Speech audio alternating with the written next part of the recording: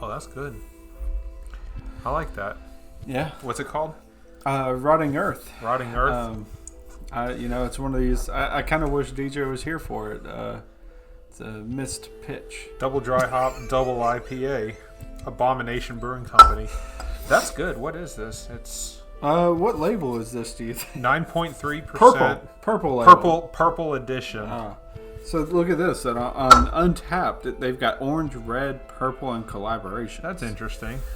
So they have different ones then. Yeah. Okay. This is a Imperial Double New England, 9.3% ABV. This super tasty. Nice. I'm a big fan of that. Welcome back to another edition of the Foamy Heads. We've been drinking beer today. A few. We've been drinking a lot of beer today. Yeah, we did a quick live feed session off our Instagram for kicks. Did we put it up? We put it up there? Oh, yeah. Okay. Yeah. It's good for like the next 24 hours, but you won't hear this till the next 48. So, because we're welcome. If you're not following us, follow us on Instagram, please. Yeah, that's where our primary source of content's coming from. We put most of our stuff on Instagram. Yeah, a lot of our travels, pictures, beers we're drinking, stuff like that. Our current standings, what we're doing, what we're drinking, all that. Yeah. Right now is funneled primarily through Instagram. We do our recordings through, Spotify, Apple Podcasts, and all that good stuff. Wherever you listen, typically, is where this spits out. We use Anchor FM to distribute it all. So right now, we're just kind of being as simplified as possible to get our voice out. Yeah. But, any kind of hints, tips, or if you have an intro, outro, or even intermission music is welcome. Our way. Whatever. We're open to ideas, is what we're saying. So, right now, today, we've been drinking. We've been having a good time. We tested the live feed, which was pretty fun. Yeah. We had one member kind of missing. He comes in and out of our sessions when we do drink. DJ's been on the show before. He has. Yeah, and he came over earlier. What do you want to just run down what we talked about today? Like Let's what we do drank? It. Yeah, man. We started out with quite a few. Right now... Well, what are we drinking right now? So we've got Rotting Earth from the Abomination Brewing Company, and I love their name. Double IPA, clocking in at, what did we say it was? It was it's the purple edition of double dry hop, double IPA, clocking in at 9.3%. It's super smooth for the higher ABV, though. Real juicy. It is, yeah. I have to say. And I'm a big fan of the can art, too. It kind of reminds me of like a... I don't know. Who's the guys that do the brown note? It's a very cartoonish style can art. I'm a big fan. Brown note. Yeah. Oh well, I can't even remember it right now. But this one's really good. It tastes real juicy. It's not super high content in ABV. 9.4%. Doesn't really taste like it. But this is not the first beer that we had today. Against the Grain. Thank you. Yeah, that was it. They're the ones that do the brown note. Everything they do is kind of like real cartoonish. That's right. Yeah. Yeah. This has like an Iron Maiden look to it. And it's got North America on the hemisphere that they've chosen on their globe with the rotting hand that is of death with the black cloak with worms coming out on the dunes of some other planet. If that makes any sense. We'll put that on our Instagram page so you can see it. But we started out with the Sunny Cat Pale Ale from Second Shift, and I think it was kind of like a tangerine peel pale ale. So, and it definitely tasted like a pale ale. It wasn't so hoppy to the point that it was an IPA. But Mitch, I think you gave that a 3. Yeah. Out of 5, and I kind of agree with that. Like it was a decent pale ale. It wasn't one of the better ones that I've had, but it was good. But there was a lot of tangerine in it. As with all ratings, it's just preference based. Yep. But when I dive into an IPA, I have my own set of expectations, and this has a sweeter side of the IPA. So I rated it lower to my expectations of an IPA, but who's to say it's not a summer IPA? So when I'm in the summertime and I have this beer again, who knows? Maybe the rating will change a little bit. Yeah. It's a seasonal thing. And then from then we moved on to the Burial beer that they had, and I'm trying to remember which one it is. So when Burial came here to Nashville for a while, and they worked with Bearded Iris, and they didn't have, it wasn't I can't remember. This wasn't a collaboration with Bearded Iris, but they came and showed up as part of just one of the Bearded Iris parties that they had, and they brought some of their beers with them. And the cool thing about Burial is we are not able to get their stuff, a lot of them, here in Nashville. That's right. They were Asheville, North Carolina? Yes. Extraterrestrial Occult was the name of the beer. I don't know about you. Well, I do know your opinion, but Burial fucking rocks. Yeah, Burial is great. one of the better breweries in Asheville, North Carolina, and I love everything that they do. I still got to visit one day, but You haven't been to Burial yet? No, I haven't been to Burial yet. I haven't even been to Asheville. Foamy Heads are going to Asheville, and then we are going to visit Burial. We're going to do a live broadcast from Burial, which is cool, fucking man. amazing. Yeah. They have a separate place, Mitch. Oh, yeah?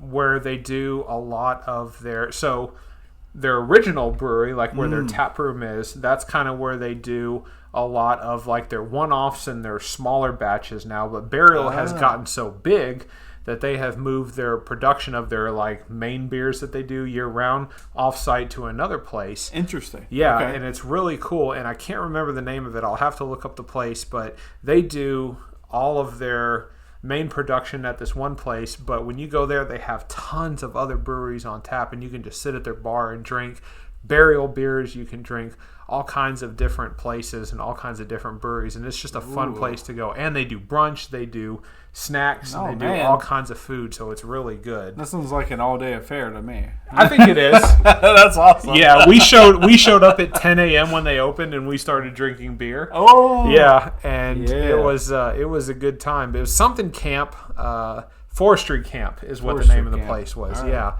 they have it's almost like a little community. They've got one room for like their tap room and where you can drink the beers, and they have another room which is like a bottling room, like a clean room, and then they have a fermentation building. It's super cool. Do you get this from their tour? Like they show you this stuff? I don't think they tour there, just Mitch. Like there. Yeah, you just kind of walk in. Cool. It's kind of like a small southern community type place. You walk in, you park your car in a gravel parking lot, and you just kind of walk up, and there's 4 little houses around you. One is strictly for fermentation, and another one is where they do the bottling of their beers. Nice. And then there's another one that has like a clean room where they do like their yeast growing, and then the other one is like the main area where you can eat and you can have meals there, and then you can drink from their bar. It's a really fun place. Neat. Yeah. That sounds like a good day right there. So we'll have to check that out when we're done. But we didn't really stop there then. We moved to a we moved to a 14% quadruple. It was a quadruple IPA beer. Untapped doesn't even recognize it. Right. So I think they had it listed as a triple IPA, right? Because they can't categorize it. Heavy Seas 24th anniversary. So I don't know anything about those guys. I don't either. I don't know anything about Heavy Seas. Heavy Seas. DJ brought these guys over for us. I'm a little. I've had a few drinks, but I'm going to look them up. Heavy Seas Brewing. Yep. And we posted a picture on our Instagram account of the beers that we're talking about and the ones that we drank, and Heavy Seas is one of them. It is a quadruple, double or quadruple dry hopped IPA, and it clocked in at 14%? Yeah, it was right around there. It's a pretty higher amount compared to some. I think we've had the triple IPA from our local people, Bearded Iris, and it was what, 13? No, it was 10. Was it 10? Yeah, it was only 10%. Lower than I thought. The thing is, though, I mean, you're onto something about that. The triple home style from Bearded Iris tasted boozier at 10% than the Heavy Seas did at 14%. Yeah. And I think it might be just because that it's quadruple dry hopped. I have no idea, but this is the 24th anniversary ale from Heavy Seas. I don't even know where these guys are based out of. I'm looking them up real quick because this is the first time I've ever had anything from these guys. Oh, yeah. Baltimore, Maryland. Yep. They're a regional brewery. Halethorpe. To be more exact, is their... okay. And you know what? Looking on my Untapped, I actually see that I've had 3 beers from those guys before. So the 24th Anniversary Ale. Ooh. Loose Cannon, which I thought was actually pretty decent. Gosh, that was back in 2019, back in last year, July. So that was actually I don't remember. A while back. Yeah, that's apparently part of their what they call the Cannon Crew series. Cannon Crew. So they got Tropicannon, Loose Cannon, Double Cannon, and Americannon. Well, it's funny that you Americannon. That's awesome. It's funny that you mentioned that because I actually checked in a beer called From Heavy Seas at an Atlas Tap House when I was on vacation, and it was Double Cannon. Oh. So I actually had not only their Loose Cannon, but I had their Double Cannon as well. Nice. Apparently didn't think it was the best beer in the world, but apparently it was good enough to get a 3 out of 5 for me. Good, yeah. But that's a draft, right? Yeah, it was on draft. But in my opinion, this 24th anniversary beer was super solid. Man, I was a really big fan of this one. So apparently they do sampler packs called the Heavy Seas. Okay. And you've got, in one, it's a Smooth Sail, Tropicannon, and Loose Cannon. And then the other is the Sunburst, Tropicannon, and Loose Cannon. So you can buy like packs with different types of their sort of beers in one. Okay. There's one difference, Smooth Sail versus Sunburst. So one's blue, one's red. So there you go. If you're near Maryland, you might be able to see it. I don't know what their distribution is. I was going to say, I don't know what their footprint is regarding how much they distribute. And where I was at, when I had their beers, I was at, let's see here. I can tell you for sure, they're not in Tennessee. No, they're not.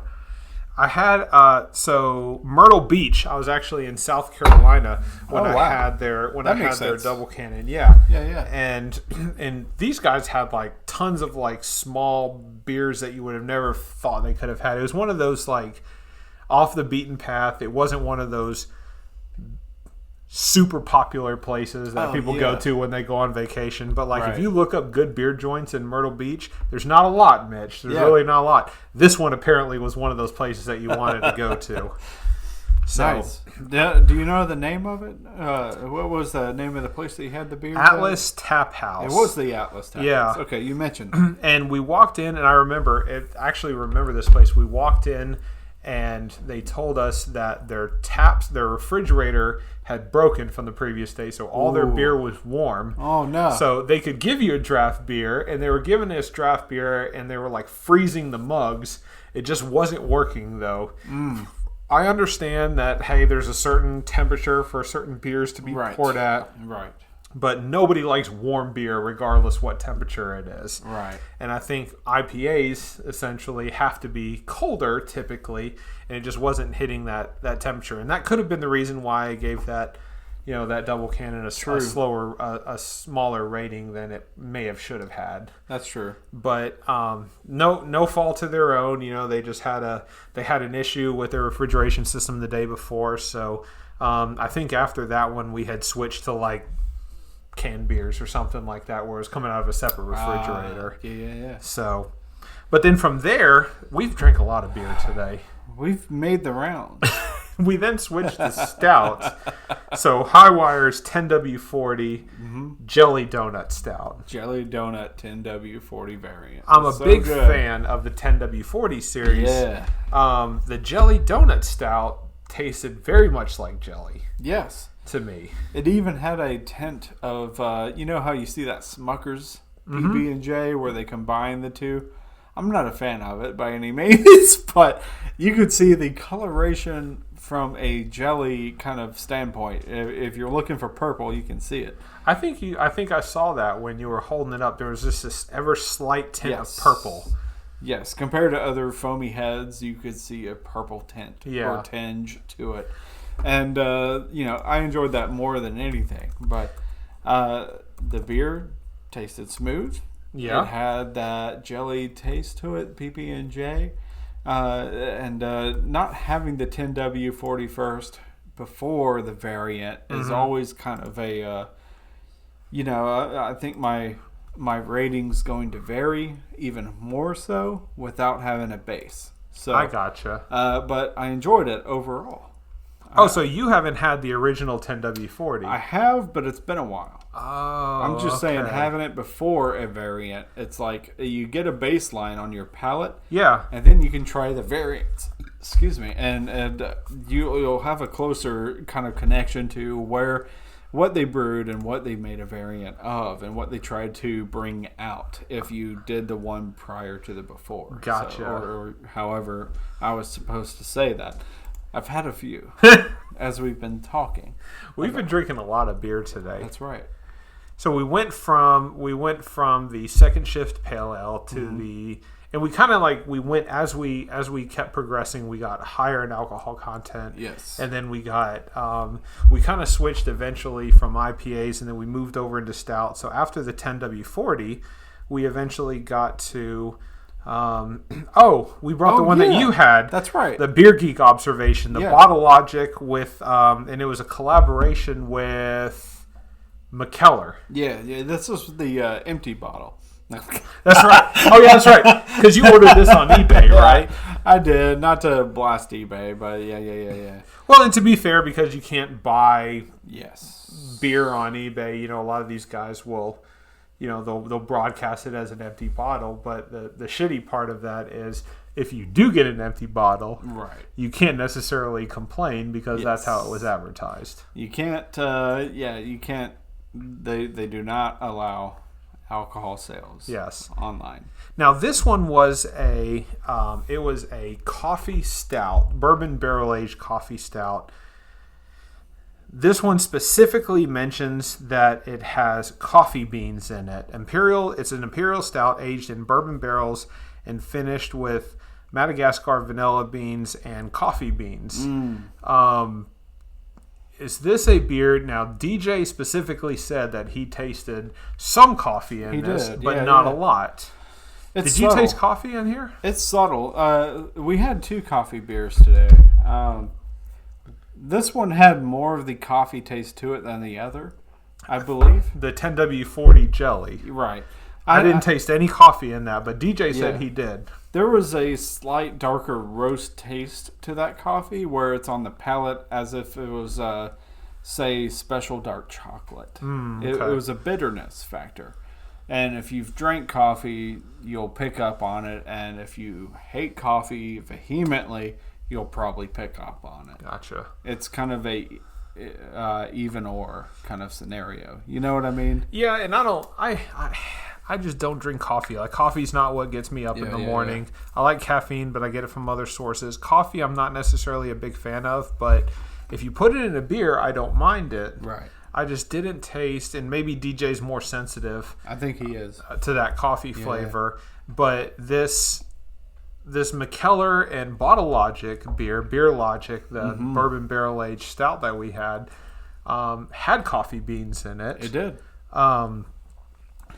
It was, I think it added to the flavor this time than distracted. Because coffee is kind of a strong flavor profile, but you definitely add it to stouts because it gives it more body. I gotcha. And body includes anywhere from like bitterness, sweetness, or whatever the kind of factor you want to build into the main flavor profile. But, I'm speaking as a non-brewer at this point in time, but with the coffee beers that I've had, it's always been a prominent flavor that you've wanted included in the beer.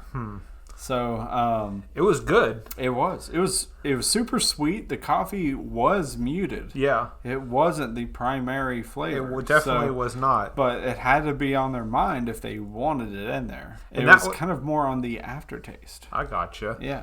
If I remember correctly, that was one of those that you brought over to my house a year ago or 10 months ago, and we were like, just keep this until we're ready to have it. I think it was 2019 for sure. It was brewed in 2019. I don't know what month and when it was distributed or what, but I did get it sent to me. And then I said, here, we're going to be over here more often than my place, so keep it cool.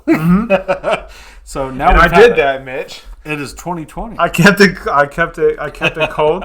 I kept it in my fridge, and I think it aged nicely. Yeah, very. I really think it did. And then we ended up switching over after that to a Various Artists. Oh, yeah. Beer, a Tennessee whiskey barrel-aged Russian Imperial Stout. Oh, man. Achieved by our friend and sometimes guest on the show, DJ. Yes. So the label on this thing looks ridiculous. So, you usually buy a beer similar to a wine nowadays when you go for craft beer, and you kind of buy it off the cover of the book rather than the contents. Right.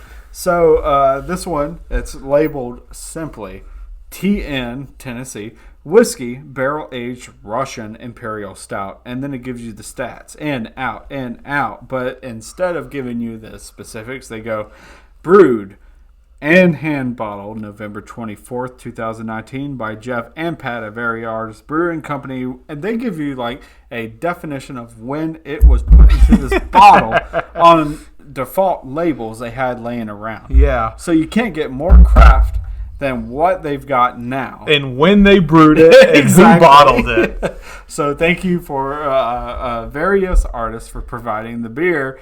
And thank you, DJ, for bringing it to us. It was tasty, too. It was. I very much liked it. And I think he said that there were 82 that were made. And you made the joke that it was a 007 beer. Yes. Because out of the 82 bottles that were made, DJ brought us number 7. Yes, so it actually is 007. titled 007. So it was a really good one. It had a wax bottle cap on it. Yep. It was green because they had bottled it around Christmas time, and he said that he also has another one, and I don't remember what number it was, but it was a red wax over the bottle, so they must have been keeping with the Christmas theme when they were bottling it during that time. But I like Various Artists. Have you and I been there before? I know I've been there. So together, no. Okay. Separate, yes. Got it. Went with my company, my boss, who is the Big Foamy Heads lead. Yep. They discontinued Big Foamy Head several years ago, but that's kind of where our bastardization has Picks come up from. and keeps going, yeah. I am the connection to Big Foamy Heads. That's right. But, he brought us there before Christmas, I believe, in 2019, where we were rounding up some projects. We went and had a couple brews. We each got a flight of their IPAs, essentially. IPA and just pale ales and a couple, I think they had a brown ale on tap and etc. But we had their general kind of selection at that point in time because it's before the holidays, and it could have even been before Thanksgiving. My timeline's a little messed up right now, I've got to be honest. Well, I think that Various Artists, I think DJ mentioned we had, can't remember how many craft breweries in Murfreesboro, or Nashville, but Various Artists being one of them. They're not quite pushing the envelope yet, but what they're making is good, and they're making a conscious effort not to can and bottle outside of their brewery, right? Which means you have to go to their brewery if you want to have their beers. Yeah. I honestly like that effort. I like central, if that's the word for it, distribution, where it goes out from the main city out to like the neighboring cities. Yes. So people can get interested, and then they have about 30 miles or so to visit your brewery. I think that's a good collective. I think that's a good spirit to have within a central dominated city, like a capital city. But, Various Artists, I'm going to visit again. Yeah. So, and hopefully they'll keep pumping out some stuff, and as they move towards, continuing this whole, we're only brewing out of our brewery and we're only canning and bottling in locally in our area, we're not distributing. Hopefully they'll kind of move more towards a one-off type series, but still kind of keep their base. Like Tailgate does a lot of that. Bearded Iris does a lot of that, where they say, we're going to brew just these beers, for distribution, but we're going to have only these type of beers if you come visit our tap room. True. I'm going to throw something out there. Okay. Sorry, I had to get that out. I threw it out. Anyway, this is what I was really wanting to throw out was Boulder Beer. I don't know where you're going to go. I really want a Dragonhosen reproduction of an Oktoberfest beer. A little backstory for those who are newer, or I doubt any of you have been listening, but I just want to keep putting this out there because Boulder Beer, as anyone who's plugged into the craft beer community of Colorado knows, they have, they closed their doors to be more centralized, to be in their city, but now they've sold, and they're going to be working within other breweries, if I'm not mistaken, to create their beverages for the local community, their city, and any people neighboring. But Dragonhosen is probably not on the list because it's an Oktoberfest beer. It's not one of their staples that they release, continually. Yeah. They haven't since we had it, 3-4 years ago? It's been longer than that. It's been since we've been to Florida, and I don't know what year that was. But, we had it first when we were in Florida. It was along with a Harry Potter kind of thing in Orlando Studios. Universal Studios. Studios, yeah. And I'm really bad with my all that stuff, but it was the one beer that stood out from the trip that I was just ecstatic about, I think, if I remember right. And we found it at Beer Republic of all places, or Burger Republic of all places in Nashville. Yep. And we got it again, and it was just as good. So I just want to say I want it on draft again at some point, and I hope somebody who supports Boulder Beer from Colorado can distribute it as so. That is the pure definition of having a brewery that is just focusing on its local area and saying this is what we're going to produce. But damn it, if Dragonhosen, which was I think a 10% Oktoberfest, it was one of the higher ABVs in an Oktoberfest, but damn was it good. To our memory, I mean, that's true. We haven't had it in 4 or 5 years. So any beer, if you don't have it in a while, it's like, did I like it? Yeah. Do I like it now? Yeah. I want to know. Yeah.